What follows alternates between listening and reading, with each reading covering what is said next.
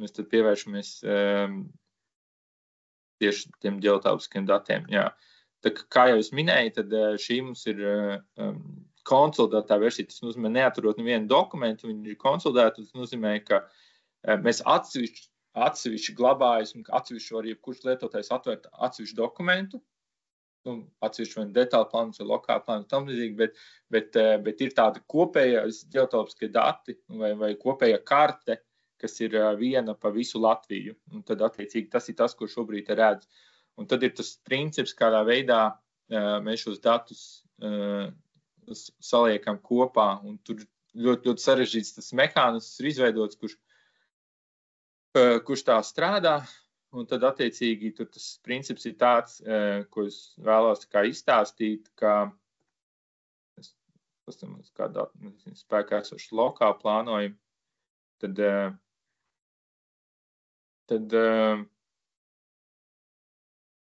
šajā lokālā plānojuma teritorijā, tajā brīdī, kad viņš stāsies spēkā, tas, kas šeit ir noteikts, tā ir tieši tā robežai, tad attiecīgi viņš izgriezīs šeit caurumu un konsolidētajā redakcijā ieliks to, kas attiec tieši uz to lokālu plānojumu.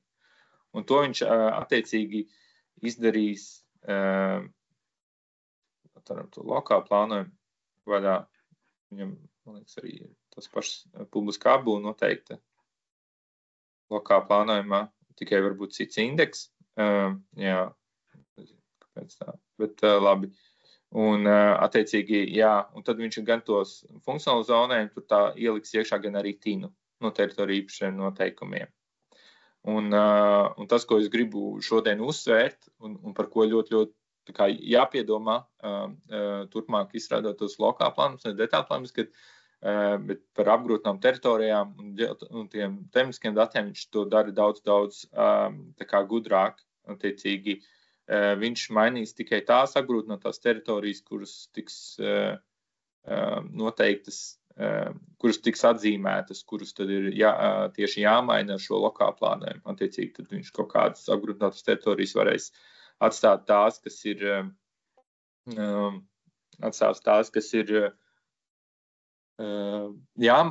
teritorijas plānumā noteikts un mainīs tikai tās, kuras jūs atzīmēsiet. Piemēram, jūs šajā teritorijā ir paredzēta, labi, kaut kādu jāatrod labāks piemērs, kur ir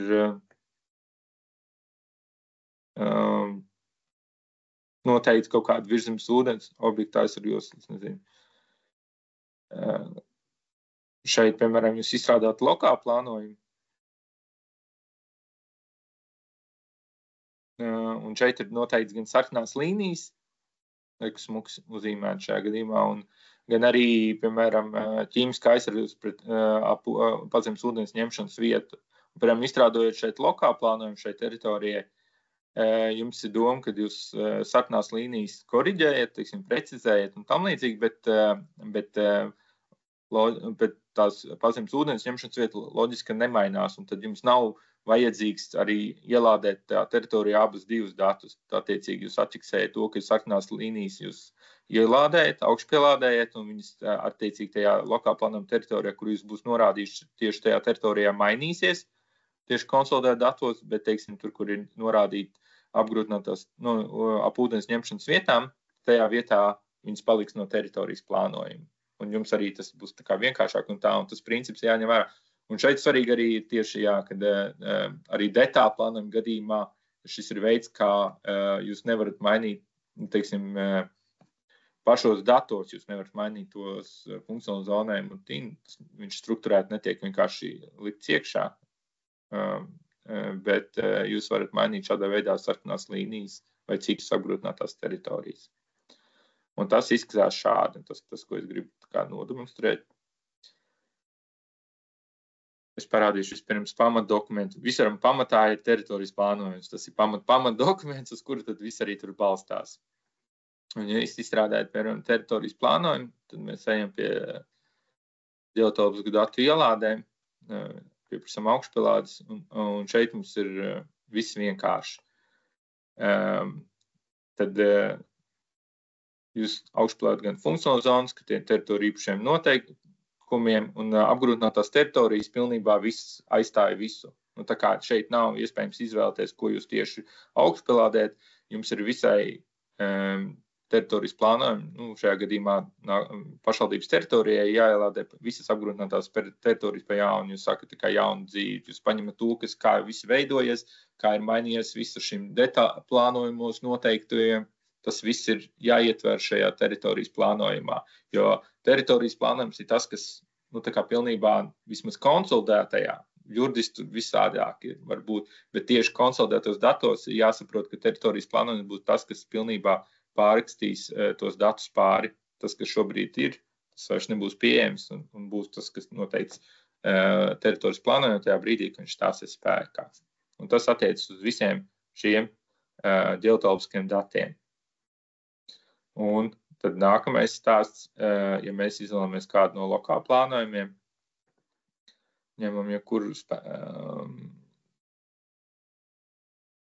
to pašu, ko Roberts taisīja, mēs varam ņemt. Un tur uzreiz šī situācija pie ģeotelpas datu ielādes ir citādāka. Pieprasām augšpilādi.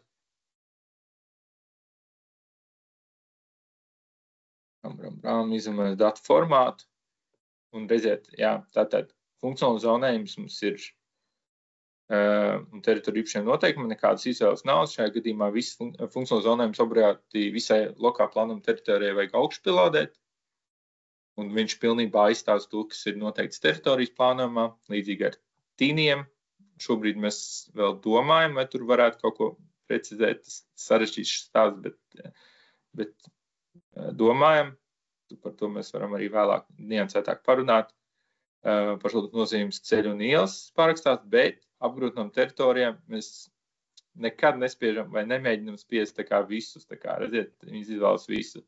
Ja mēs piespiedīsim visas apgrūtinātās teritorijas, kādas mums šeit ir, tad viņas pilnībā viss tiks izdzēsts ārā un ielikts iekšā tam līdzīgi šeit. Un, piemēram, situācijā, kad tas visa, piemēram, lokāla plānojuma teritorija ir noteikta, iekļaujās, piemēram, ķīmiski aizsargājos ap ūdens urbumu, tā kā ir, un mēs, piemēram, par to nerādām, viņš kaut kur pa vidiņu ir, jo visa pilsēta ir. Tad, attiecīgi, arī tajā teritorijā viņš to izdzēsīs ārā, to aizsargājos ap pazemes ūdens ņemšanas vietu, un tā aizsargājos pazudīs, nebūs pieejama. Tāpēc šeit ļoti pārdomāti, mēs augšpilādējam tikai to, kas ir attiecīgi maināms. Viņas ir ļoti daudz un viss tur sarežģīts. Jūs varat izmantot arī meklēšanas funkciju, tur sarkanās līnijas, piemēram, pateikt tikai, ka jūs augšpilādējat un mainīsies sarkanās līnijas.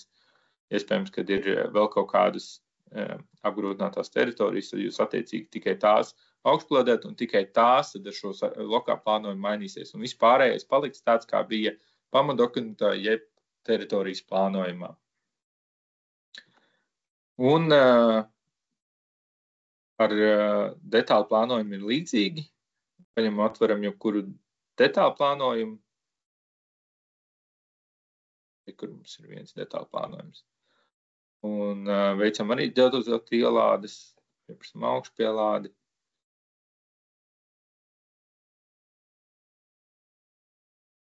Un tad šeit jūs redzat, ka nav noteikti funkcionāls zonējums un tīns nav, bet ar visu pārējo šeit ir līdzīgi. Apgrūtinātās teritorijas arī jūs norādat tās, kas ir. Šajā gadījumā ir liela problēma, un es izstāstīšu, kāpēc, kad, piemēram, ar detālu plānojumu reti, manuprāt, kā PDF-ā ieliek tās sarkanās līnijas, bet ģeotelpiskos datus nemaina. Attiecīgi, tad tajā konsola datos iedzīvotājiem netiek sniegta precīza informācija par to, kad viņam tur ir tās sarkanās līnijas. Un tā ir problēma. Līdzīgi ir ar kaut kādām citām lietām. To es pēc tam varbūt parādīšu. Es varam tūlītās atrapstīšos savus mazos pierakstīņus.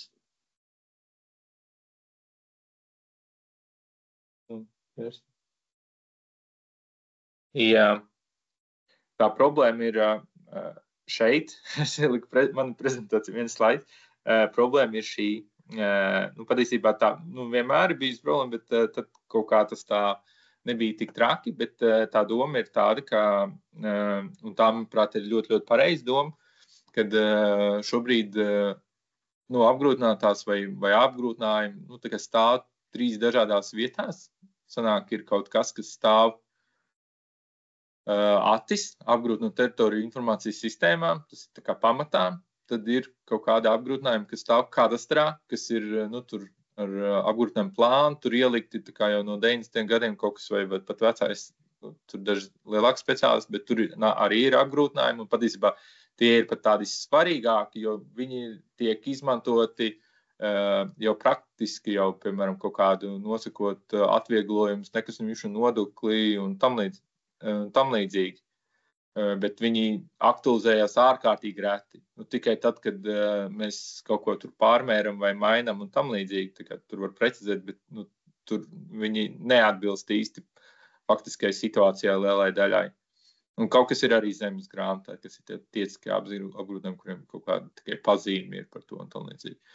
Un šajā gadījumā tas plāns Valstzemes dienestam ir tāds, lai nebūtu neatbilstoši, neaktuāli dati, tad kadastrā netiks uzkrāti atsevišķi šie apgrūtinājumi.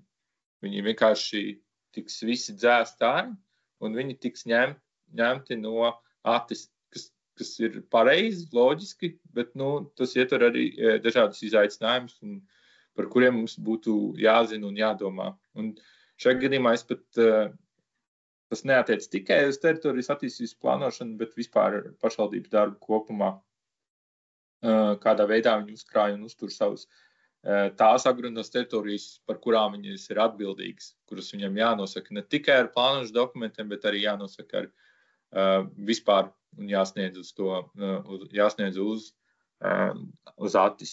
Tā kā tas nozīmē, ka tiklīdz jūs, piemēram, stāsies spēkā lokāla plānojums, kurā būs noteikti citādākas sarkanās līnijas, tad viņi tiks reģistrēti.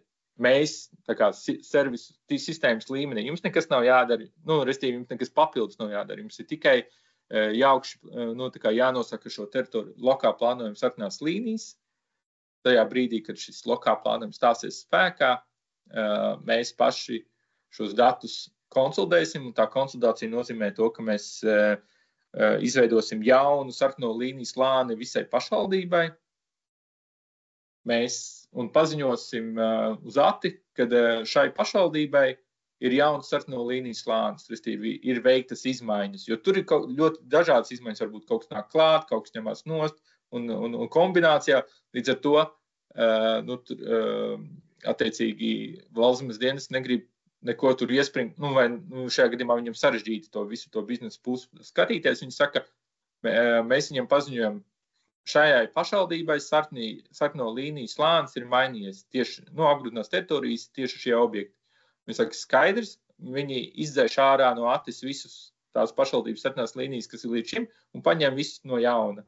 Tāpēc, ka tur var būt tās kombinācijas ārkārtīgi daudz, tur teritorijas plānojums, tikai lokāla plānojums vai detāli, tā kā mēs viņiem to pasakam. Un nākamajā solī, viņa, ja tur viss kārtībā ar to, viņa aktualizē tās sarkanās līnijas arī kadastrā.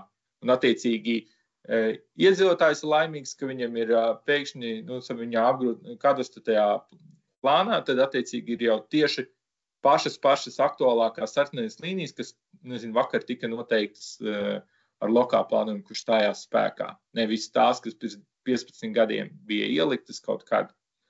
Un attiecīgi viņš atbilstoši tam saņem, ja tur ir noteikts kaut kādu nekustamību atlaides vai tam līdzīgi. Un tas attiec ne tikai uz sarkanām līnijām, bet uz visiem apgrūtinātām teritorijām, kādas tad ATIS sistēmā ir un kādas viņas tiek reģistrētas. Un tagad par to vienkārši jādomā, un tas nozīmē tas, ko es teicu, ja jūs detāli plānojumā kaut kādu iemeslu dēļ tās sarkanās līnijas noteicāt, bet neielikāt tos ģeotopiskos datus pašā detāli plānojumā, tikai PDF-ā, tad tie dati šobrīd nav ATIS. Ja nav ATIS, tad viņi arī netiks reģistrēti kadastrā, un no kadastra viss iepriekšējais tiks dzēsts ārā. No vienas puses, Valstzemes dienests saka, ja mēs salīdzinām to, kas šobrīd ir kadastrā sarkanās līnijas un tas, kas ir reģistrēts atis, ko mēs esam iedojuši, jo sarkanās līnijas tikai un vienīgi nāk no tapis, no citurienes atis neņem pat pretī. Viņi saka, tapis ir tas, caur kuru jūs varat nodot šo sarkanās līnijas. Citādākā veidā jūs nevarat iet ar disku pie viņiem teikt, ielieciet attī sarkanās līnijas, tāda iespēja nepastāv. Un, attiecīgi, ja viņas tur nav, tad viņas arī nebūs kadastrā un visi bēdīgi. Tā kā pie tā jādomā, kādā veidā jūs uzturat aktuālās sarkanās līnijas, kādā veidā jūs tur nosakat to atis. Un kādā veidā jūs to nosakat tapis un pēc tam nākotnē sūtat uz atis. Vienīgais risinājums, kāds šobrīd ir, tā kā to dara daudzas nevis daudzas, bet dažas pašvaldības to darīja agrāk. Taisīja tādus saucamos sarkano līniju lokālu plānojumus, attiecīgi sarkano līniju nosakot visai ciema teritorijai. Un ciema teritorija, pilsētas teritorijai, nezinu, varbūt visai pašvaldībai dažos gadījumos, un attiecīgi tādā veidā ejot šo leģitimo procesu cauri, kas ir lokāla plānojums, publiskās spriešanas, saskaņošanas un vispārējais, un beigās ar to apstiprināšanu un veidot spēkā, tad šajā gadījumā arī tas ir risinājums. Un vienīgi tā problēma līdz šim, tehniskā problēma līdz šim bija tā, ka mums bija noteikts, ka tiklīdz taisi lokālu plānojumu, tev ir jāmaina arī funkcionāls zonējums. Tu arī tad, tas funkcionāls zonējums, ko te nosaka lokāla plānojumā, pilnībā tiks tā kā izmainīts tam lokāla plānojumam. Un ja tu pēkšņi taisi visam ciemam tikai sarkanās līnijas, tad attiecīgi tev būtu jātaisa arī visas funkcionālās zonējums. Un tad tas tā varbūt līdz galam varbūt nebūtu forši, ka pēkšņi tu it kā strādā tikai pie sarkanām līnijām, bet tev jādomā arī par pilnīgi visu tām funkcionālām zonām un tam līdzīgi. Tāpēc ir šis tehniskais risinājums, kas iedzīvotāju pusē viss ir vienādi lokāli plānojumi. Tur netiek nekas izlīdz, bet šajā gadījumā tikai pašā tapī mums ir izdalīts atsevišķi šis lokāli plānojums precīzi uzdevumu risināšanai, kas ir šis specifiskie uzdevumi ir noteikti arī tā kā likumā, tapu, vai ne, ka tāds ir, ka tādi var būt lokāli plānojums vai groza teritorijas plānojumi vai risina kaut kādus specifiskus jautājumus, un tad šis ir tas gadījums, manuprāt, mums, man viens ir, tā kā viss kārtībā, varēšu parādīt, tas, kas to vienkārši, viņam procedūra ir identiska lokāla plānojuma, tur vispār nekas nemainās, ir tieši tā, kā viņš ir tam līdzīgi. Vienīgā mazās izmaiņas ir tādas, ka viņam augšupelādē nav vai nevar šajā gadījumā noteikt funkcionālu zonējumus un tīnu. Sanāk, ka šo jūs varat mainīt tikai, piemēram, šīs sarkanās līnijas vai jebkuras citas apgrūtinās teritorijas. Jūs paskatāt, mēs mainām sarkanās līnijas, vai arī šobrīd, es nezinu, kuram vairāk mazāk aktuāli ir šis jautājums par pašvaldības nozīmi ceļiem un ielas. Tas arī bija, man liekas, tieši robežiem ļoti aktuāli, kad viņiem bija kaut kādi ceļi, kuriem bija jānosaka šis pašvaldības nozīmes ceļu un ielas, un tad tas iepriekšējais risinājums bija tāds nevisai forši, ka tev tad arī jādomā ir par teritorijas plānu, par funkcionālu zonējumu, tev jāveido tur abūs noteikumi. Tur šajā gadījumā mēs redzam, ka abūs noteikumi, tā strukturēta abūs noteikumi nekāda nav jāveido. Vienīgais, kas jādara, ir jāpievieno. Tā kā abūs noteikumi ir obligāti prasības ar MK noteikumos, ka jābūt, tad tev jāpievieno šeit būs atsevišķi datni, kur toreiz Word formātā, lai to varētu arī Latvijas vēstnesīs nopublicēt tam līdzīgi. Un tā.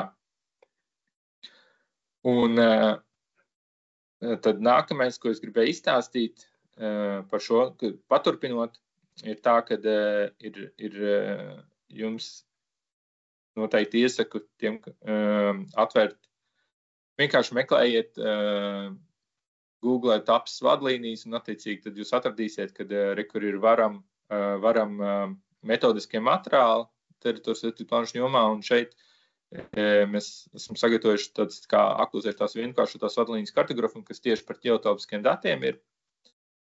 kur mēs to šausmīgi garo dokumentu esam bišķiņ saīsinājuši, un lai būtu ērtāk izmantojums, tur kaut kas iet nost, bet toties šis ir ērtāk.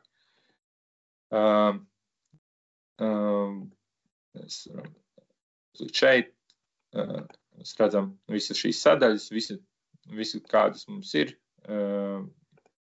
slāņi, kādas faktiski var augšuploadēt šobrīd, un ir papildus informācija uzlikt par tieši apgrūtino teritoriju objektu grupām. Attiecīgi, tas ir tas stāsts, kur jūs varat uzreiz ātri apskatīties, kā tāds špikerīts. Tad tur uzreiz var redzēt šajā pēdējā kolonā ar 2 zvaigznītēm, tie ir atzīmēti visi tie apgrūtinātās teritorijas, bišķiņ sagrupētas viņas ir, tāpēc, ka, piemēram, virszemes ūdens objekta aizsargos ir kaut kādi 20 veidi, bet viņam apgrūtinājums ir 1, tas, kas nosaka tiesiski to, ko tur var nēt, un viņš ir salikts kopā šajā tabulā, un tad attiecīgi viņam var redzēt, kad šie ir tie plusiņi, kurus mēs visus nododam uz ATIS. Nozīmē pašvaldībai iespēja, tas ir pirmkārt, tas jādara pašvaldībai ir noteikts ATIS likumā, laikam, kad viņiem ir jādod šajā objekti uz ATIS. Un tad tie ir tie, kam ir šie plusiņi. Virszemes ūdens aplūstošos tavas joslas, drošības aizsargos ar aizsprostiem, ap visiem ūdens ņemšanas vietām, ap dzelzceļu, gar autoceļiem, mežu aizsargos ar pilsētām un tam līdzīgi. Šeit tas ir. Par pārējiem, mēs zinām, ka šobrīd mēs viņus vienkārši augšpilnam, tāpēc, ka citur tad iedzīvotāji vienkārši neredzēs, piemēram, ap kultūras pieminekļiem, vienkārši tā nav, bet mēs darām visu iespējamo, lai tās mainītos, un attiecīgi tie, kas nav jānodot pašvaldībai, tos mēs atpakaļ dabūtu no ATIS. Šobrīd mēs risinām tur juridiskas problēmas, lai tas būtu iespējams. Tehniski jau mēs to varētu nodrošināt. Un nākamgad beigās visdrīzāk tas tā varētu notikt. Bet tas nav atkarīgs no mums tik ļoti, kā no drošības iestādēm un aizsardzības ministrijas un tam līdzīgi. Un tad ir daļa, tā, kas ir šeit iekrāsot, kurus var noteikt šobrīd atbilstoši aizsardzības likumam tikai plānošanas, vai citos arī normatīvos aktos, tikai plānošanas dokumentos. Tad tās ir svarīgākās, tās ir tās iekrāsotos zaļās, tās, kuras jūs varēsiet tikai izstrādāt vai teritorijas plānojumu, lokālu plānojumu, detālu plānojumu grozīt, tā kā vai mainīt, vai noteikt no jauna, vai dzēst, vai tam līdzīgi. Tā kā tas ir saistīts arī ar sarkanām līnijām, dzelzceļu, aplūstošos virszemes, krastkāpu, visu to, Baltijas jūras, visu veidu 3 apgrūtinātās teritorijas un tam līdzīgi. Un tad jūs varat to darīt. Un papildus jūs to varat darīt ne tikai tad teritorijas plāns, lokālu un detālu plāns, un arī šis specifiskais lokālu plānojums, kurā jūs nemainat funkcionālu zonējumu šajā teritorijas plānojumā, bet tikai, piemēram, mainat aplūstošos teritorijas. Attiecīgi, jūs ejat visu to pilno procedūru, publisku apspriešu tam līdzīgi, bet jūs pieskaraties šim jautājumam tikai pa aplūstošos teritorijām, un šis varētu būt tas iemesls, kāpēc tas process varētu daudz raitāks un ātrāks būt, ka jūs netvarat to lauku plašu. Restīvi, jūs šajā gadījumā tas jūsu ietvars lokālam ir daudz šaurāks nekā tas varētu būt. Un līdz ar to tā saskaņošana tam līdzīgi, viss tas process varētu būt daudz ātrāks, piemēram, tikai ar vienu redakciju un tam līdzīgi. Tā iemesla dēļ. Bet tas, kas ir ļoti svarīgi un to, ko es gribu arī šodien ļoti uzsvērt, ir tā, ka ir daudzas apgrūtinātās teritorijas, tās, kuras nav iekrāsotas tavas joslas, aizsargos ap visiem ūdens ņemšanas vietām, ap dzelzceļu, autoceļiem, bet ne sarkanās līnijas un tam līdzīgi, kas ir šeit viss uzskaitīts, ko jūs varētu augšuploadēt jau šodien. Viņus jūs vienmēr varat aktualizēt. Un to iespēju ir izmantojuši ārkārtīgi maz, bet tas ir tas, ko vajadzētu domāt, un īpaši tajā sakarā, kad no nākamā gada februāra tad kadastrā vairs nebūs. Un tas ir tas, ko, piemēram, Valstszemes dienas mums uzsvēra, ka pašvaldībām jānodod tavas joslas, bet un viņas tas vienīgais kanāls ir tapis, bet ir tikai viens lokāla plānojums, kurā viņš ir noteikts. Attiecīgi, tur ir kaut kādi 100 tūkstoši objekti ir kadastrā, kurus dzēsīs ārā, un tā vietā ieies 12 objekti tikai no tā viena lokāla plānojuma, un tas nozīmē, ka kadastrā pie apgrūtinājumiem vispār nebūs tausjoslas. Es pilnīgi piekrītu, ka šis nav plānošanas dokumentu izstrādes jautājums, tāpēc tas nav tāds tik ļoti, tā kā aicinājums varbūt pat jums kā teritorijas plānojumiem, bet vairāk kā pašvaldībai, ka pašvaldībai ir pienākums šīs tausjoslas noteikt, lai viņas būtu gan ATIS, lai viņas būtu gan kadastrā, un tas risinājums, kā to izdarīt, ir jau gatavs, jau viņš ir diezgan ilgi gatavs, un viņu tikai ir jāizmanto. Un kā tas izskatās, ir šādi, mēs atgriežamies tapī, tad katrai pašvaldībai, ieiet tapī, neizvēlētos kaut kādu tur baigi kādus tur filtrus, pašā augšā ir šāds dokuments, kas saucās, projekts, kas saucās apgrunto teritoriju un tematisko datu aktualizāciju. Tas nav teritorijas attīstības plānošanas dokuments nekādā veidā, mums jau sen vairs nav, tikai šis ir instruments vai risinājums, kādā veidā jūs varat aktualizēt tās apgrunotās teritorijas un arī tematiskos datus, kurus drīkst, kurus tik atļauti noteikti ārpus plānošanas dokumentiem. Tā kā, piemēram, tausjoslas jūs varat ieiet šodien un to izdarīt, vai sākt par to domāt un saprast, kurā brīdī jūs to varat izdarīt. Piemēram, daudz tur saka, tur nepareizi noteikts, aizsarjoslu. Piemēram, mainās kapsētu, izveido jaunu kapsētu, vai paiet 25 gadi, vai paplašina kapsētu, un tagad aizsarjoslu, protams, pirms 10 gadiem izstrādāts teritorijas plānojums neaktuāli. Tad jūs varat katru dienu ejiet šeit iekšā un aktualizēt viņus. Un tas princips, tas risinājums ir identisks kāds visiem plānošanas dokumentiem, bet tikai tas savādāks tas izpildījums. Un kas tā notiek, ir tur dažas lietas jāņem vērā. Tātad viena lieta, kas jāņem vērā, tad sākumā jums visiem būs jānorāda, kurš ir projekta pārstāvs. Restīvi, tas ir tas, kurš to var izdarīt, tur pašvaldībā ir. Jo sākumā mums te ir tukšums, un tad jūs tas, ko tur izdarat, un tad jūs tālāk varat to darīt. Otra lieta ir tā, ka šobrīd tā problēma saistībā ar ATR ir tā, ka ir vairāki pamatdokumenti. Ir pašvaldības, kurām tas nav problēma.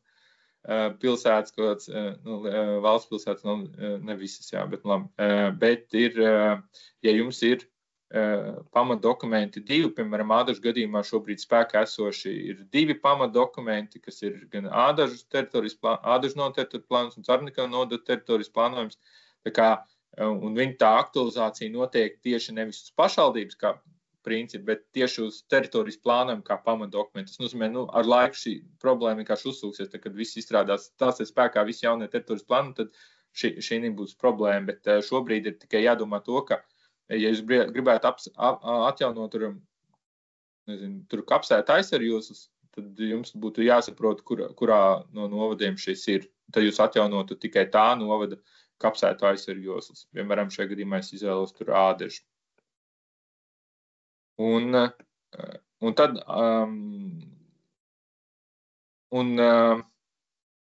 mēs veidojam tur jaunu redakciju, un sanāk tā, ka tur viens projekts, un tur var būt 100 tās redakcijas, restīvi jūs varat jaunu taisīt, un tad jūs tā kā vienus nopublicējat datus, tad jūs varat pēc tam taisīt atkal jaunu redakciju un atkal publicēt, un tādā veidā šajā gadījumā, un šis nekur neparādās tā tiešā veidā, kā dokuments neparādās arī publiskajā daļā. Un šeit jūs varat kaut ko pievienot tīri informatīvi, kaut kādu grafisko daļu, vēl kaut kas, ja jūs gribat PDF, bet nekas nav jādara. Nav obligāts jādara. Tas, kas jums ir jādara, jums jāiet uz Deltavas datu ielādēm, jāpieprasa augšpielādi. Un jānorāda, kādu formātā jūs to darīsiet un jāaugšpielādi. Var redzēt, nav ne funkcionāls zonējums, ne tīdi, ne pašvaldības nozīmes ceļi, un tam līdzīgi tikai apgrunotās teritorijas un tematiskie dati dažādi. Turklāt atverot apgrūtinās teritorijas, var redzēt, ka daudziem nevar ielikt ķeksīt. Nozīmē, šādā veidā es nevaru aktualizēt tās, kur ir paskaidri, kāpēc, un kad šīs var aktualizēt tikai ar plānošanas dokumentu. Nozīmē, aplūstošu teritoriju šādā veidā nevar mainīt, sarkanās līnijas nevar, ap dzelzceļu nevar. Nu tā, ir kaut kādas lietas, kuras var tikai plānošanas dokumentiem, bet jūs varat, piemēram, aktualizēt tauvas joslas vai ap kapsētām, kur mums ir kapsētas. Un aizsardos ap kapsētām. Arvīn, tu arī klausies par tām tauvas joslām. Bet tiešām tas ir tik vienkārši. Mēs vienkārši saskārāmies Saulkrastu novada teritorijas plānojumā. Mēs saņēmām arī no Valsts zemes dienesta vēstuli, kad nevajag noteikt mums pa kadastru, bet pa jūras līniju, ko zemes dienests pats nosaka, jo zvejniecības likums jau ir tas, ko es nezinu, vai kāds lasa, tad, kad tā attīt to tauvas joslu, ka viņi nosaka no jūras piekrastē, piemēram, no vietas, kur sasniedz jūras augstākās bangas, gar upju ezeru lēzeniem krastiem no normālās ūdens līnijas, nu tā kā jāzina, ko noteikt, ja kur noteikt tos 10 metrus, 20 metrus, 4 metrus mēs vispār teritorijas plānojumā neattēlojam, ja. Nu, es nezinu, es klausos to tavu tauvas joslu, man neliekās tik vienkārši, jo arī ir gadījumi, kad satiksmes ministrijas jūrniecības departaments var noteikt platāku, ja kas nepārsniedz tos 40 metrus ostas gadījumi. Jā, tā ir, kad pašvaldība vienkārši zīmē tauvas joslas un kaut ko aktualizē, ja? Piedodiet. Jā. Jā, nu tas replika vietā, tā kā jums ir pilnīgi taisnība, tur patiesībā es mirkli neteicu, ka tas ir saturiski vienkārši, un tā ir taisnība, saturiski, ja tur ir ko pasēdēt un izpīpēt nomnedzīgi un sarežģīt, un patiesībā tur tas stāsts ir tā, ka viņas būtu jānosaka 3 institūcijām, ir kaut kādas, kas saistītas, man liekas, ar jūru kuģošanu, nosaka satiksmes ministrija, teorētiski pašvaldībām tas nebūtu jādara. Tad ir kaut kādas, kas ir saistīts ar meliorācijas būvēm, kuras būtu jānosaka zemkopības, kaut kādiem tur institūcijai, kas zem zemkopības ministrijas, bet lielākā daļa tomēr ir jānosaka pašvaldībām, un tie publiskie ūdeņi, kas nav kuģojami apmēram vai kaut kas tam līdzīgs. Un jums būtu jādomā par tiem, tāpēc, ka tā atbildība ir pašvaldībai, bet es nevienā mirklī neteicu, ka tas ir jādara izstrādāt teritorijas plānojumu. Es tieši akcentēju to, ka patiesībā pareizāk, manuprāt, būtu to nevis mēģināt vēl ņemt nos resursu teritorijas plānumu izstrādē, bet to darīt ikdienā. Restīvi, to var darīt pašvaldības speciālisti, nezinu, paši pasūtot vēl kaut kas, bet to viņi var darīt ārpus plānošanas dokumentu izstrādes. Skaidrs, paldies. Un vienīgais tas, kas jāņem vērā, ka pēc tam viņu augšpilodē, tad viņu vajadzētu norādīt arī, ielikt iekšā. Tas nozīmē, mēs atsevišķi taisam tur iepirkuma projektu vai paši plānotāji tur strādā pie tā nosaka, un tad tikai ieliek iekšā teritorijas plānumā, lai viņš mainot to visu neizdzēš ārā tādā veidā. Bet, manuprāt, nebūtu pareizi par to domāt teritorijas plānumu izstrādē, tas īsti nav tāds plānošanas jautājums. Bet pašvaldībām par to būtu ļoti jādomā. Un viņiem un tas, kas ir, ko es rādu šobrīd, tas ir tas risinājums. Šis nav saistīts ar teritorijas plānumu, lokālu plānumu vai detālu plānumu. Šis risinājums ir ikdienas darbs, restīvi. Jums ikdienas darbs ir domāt par kapsētu aizsargāslām, par tauvas joslām, par un citām lietām, tas, kas ir aizsardzības likumā noteikts, bet acis likumā noteikts, kas ir pašvaldības kompetencija, kas pašvaldībām tas jādara. Un tad atgriežamies vēlreiz pie manas tās tabuliņas, ko jūs varat jebkurš atvērt, kad tiem plusiņš, kas ir atbilstoši, kas ir noteikts, ka tas ir pašvaldību kompetencija, kad pašvaldībām būtu šie dati jāsniedz. Turklāt, ne tikai par pašām apgrūtinām teritorijām, bet tur būtu arī svarīgi ir augšpildē, piemēram, kapsētu teritorijas kā tādas, jo tur atis uztur ne tikai apgrūtināt to teritoriju, bet arī pašu objektu, kam ir noteikti šīs apgrūtinātā teritorija.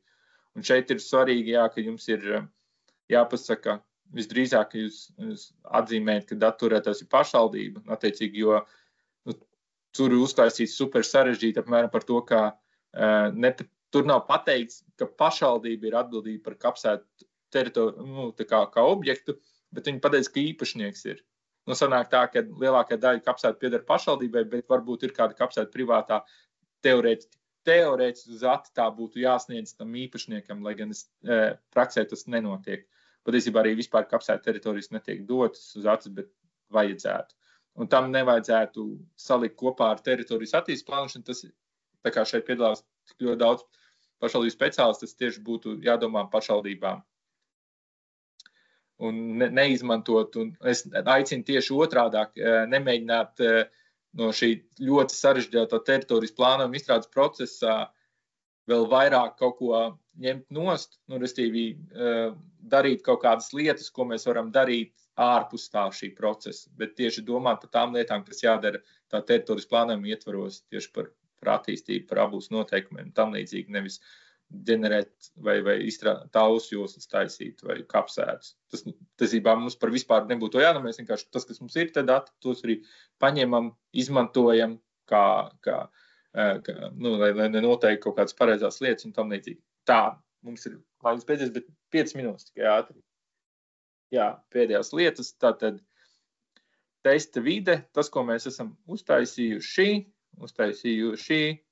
ģeotelpisko datu lejuplādes mums jau bija, bet mēs uztaisījām vēl papildus, mēs pieliekam klāt tādu servisiņus, tas nozīmē, ka šobrīd visu, ko mēs saliksim, lai pašvaldībām ir daudz foršāk, lai viņiem nav jāizmanto tur VFS servisi un tam līdzīgi kaut sarežģītas lietas, bet tās arī var izmantot, bet var izmantot, pieliksim klāt, kad, piemēram, kadastru vai visādas citas lietas, ko mēs esam dabūjuši, varēs lejuplādēt uzreiz pa taisno no tapas. Tur dažos gadījumos ir jānorāda, lai lejuplāda konkrētu pašvaldību, piemēram, es to pašu ādažu ierakstīšu. Tad mēs varam redzēt, ka mēs vienkārši atzīmējam, ka mēs gribam kadastru, un mēs testvidē nosauksim smukāk un tā, un tad viņš tiek lejuplādēts pa ādažiem visu kadastru. Nav jātaisa ar konkrētu dokumentu, mēs viņus ņemam šobrīd no atvērto datu portāla, tas nozīmē, ka viņiem visiem ir pieejams, tas ir vienīgi tas, ko mēs taisam, tur mēs taisam ļoti sarežģītu tādu mehānismu, kurā veidā mēs atsevišķi paņemam ģeotelpiskos datus, pēc tam atsevišķi paņemam tekstu datus, un tad mēs viņus saliekam kopā. Līdzīgi kā mēs to darījām, tikai tas process bija šausmīgi lēns un sarežģīts, un tur viss plīsa nost, tur vajadzēja puses infrastruktūru neturēja, un tad mēs attiecīgi uztaisījām to labāk, līdz gada beigām tas viss būs mums pieejams. Un kāds izskatās, piemēram, kur ir tādā veidā, es lejuplādēju kadastru, šie vienkārši telpas dati, te ir apakšā VMS, piemēram, pieslēdz no tāpis, un šeit var identificēt, un mēs tur esam ielikuši iekšā tās lietas, kas mums prāt, vai kas līdz šim arī bija doma, kad ir pašvaldībai nepieciešams. Te var redzēt, ka ir kādas apzīmējums, kāds numurs, adrese, jeb nosaukums, būvis. Tās vairāk mēs izmantosim pēc tam izziņai, bet arī jums varētu ir, attiecīgi, tad ir piederība, ka fizisks persona īpašnieks un lietošanas mērķi, novērtējums ballēs.